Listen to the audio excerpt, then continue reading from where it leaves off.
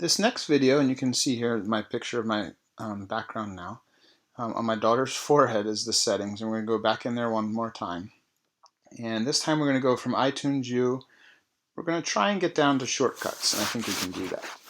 So we have iTunes in the App Store, so I'm going to go ahead and I'm going to click in there, and you can see that's my Apple ID. There's my password settings. Automatic downloads means that I'm going to automatically download music, apps, and updates from other devices. So if I downloaded something on my iPhone, it would automatically download to my iPad if I had that turned on. I do not have that turned on. I do not have music turned on as well. But what I do have turned on is updates. I automatically have those updates at will whenever I'm on Wi-Fi, so that it kind of helps a little bit. I have turned on in-app rates and reviews because I look at those religiously to see what other people are saying about reviews and things.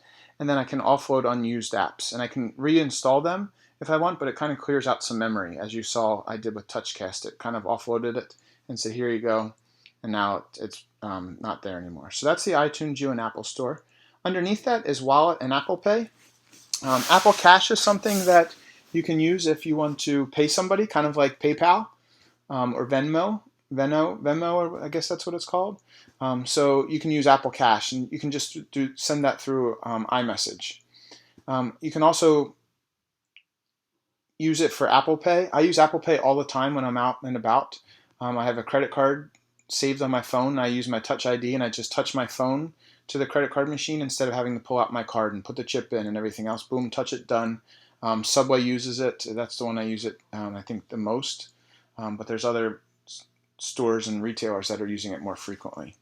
So that's that little section there. We're going to move on to the passwords and accounts. This here, I have 234 websites and apps that require passwords that I have them saved in there automatically. I do not have on my iPad autofill passwords. If I turn that on, then it's going to automatically fill my passwords for me when I get to a particular app. It may ask me for my, if I had a Touch ID, to put my Touch ID in there, or it would ask me for my passcode for my phone if I had that set up as well. You can see underneath of that I have a couple of different settings here. I have an iCloud set up, and I have my Gmail set up for accounts. If I had another Gmail account, so if I wanted to add my school Gmail account in addition to my personal Gmail account, I would go ahead and hit this Add Account button, and then you can see if it was an iCloud, a Microsoft Exchange, mine would be a Google, and then Yahoo, and then you just kind of follow the directions. So that's there for you. And then fetching my data, I always ask to push it. So I always require me to go ahead and get it. Some people have it automatically done. So you hear bings all the time if somebody gets an email, if they have that fetching turned on or off.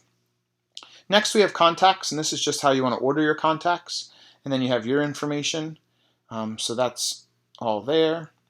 You have your calendar. So these are just a bunch of different features. My calendar default is set to Eric I. Whitmer. I may have other calendars that turned on. I can change when I want to start the week. So I can do that. So that's there. Reminders is something I don't use. My son uses it all the time because he has things that he has to complete for class. And so he always keeps it there so it reminds him what's going on. I know other folks that have done it so that if they arrive home from work on a Wednesday night late and there's trash on Thursday, as soon as they pull into the driveway, that reminds them right away, oh, I've got to take the trash out tonight. And so that's kind of nice in there. Messages, I currently have turned messages off because when I'm doing screencasts and things, I don't want messages to come through. But I can set that so that I get messages through my Apple ID on my iPad and then only on my phone for my phone number so that it's two different. And the same goes for FaceTime, that's there. Safari is the default web browser on your iPad, and you can see you can change the Google. I have mine set to Google, but you can change it. You have Safari suggestions. You have a quick web search, which means you can start to type and it will automatically generate that for you. And then preload top hits. You have the autofill, frequently visit sites, favorites. The one that's probably not turned on is the show favorites bar. If you could turn that on, and we'll go over that later on in the course.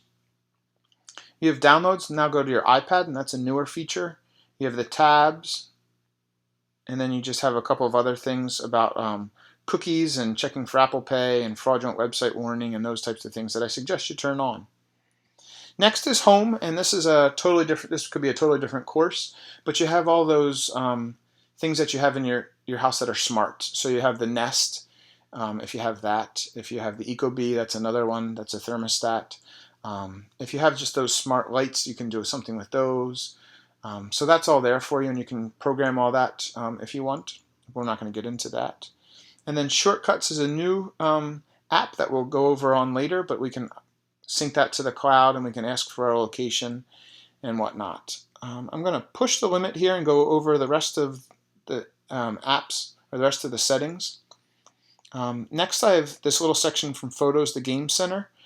Photos, this is important that you take a look at this. So you have Siri in the search, so that you can search for photos within the app if that's there. You have iCloud Photos. That means that if I take pictures on my phone, they'll automatically come to my iPad. They'll automatically go to my MacBook. They'll automatically go to my iMac. So that's what's there. You can optimize the iPad storage, or you can download and keep the originals.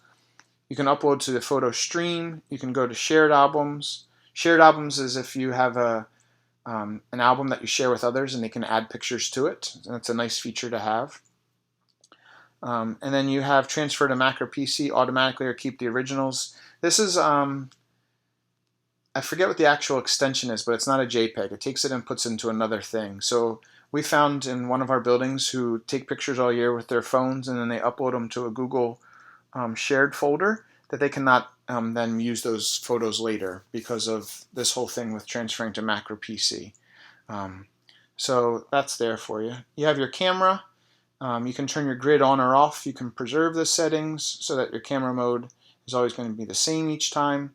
You can change your video recording. And then this is the high dynamic range. This is the part I was talking about with the photos just a second ago. Do you want to keep normal photos, which are also called HDR? I should turn that off. Here's iTunes U, and this is what we're going to be using in this course. So you have some features there. And then the Game Center is where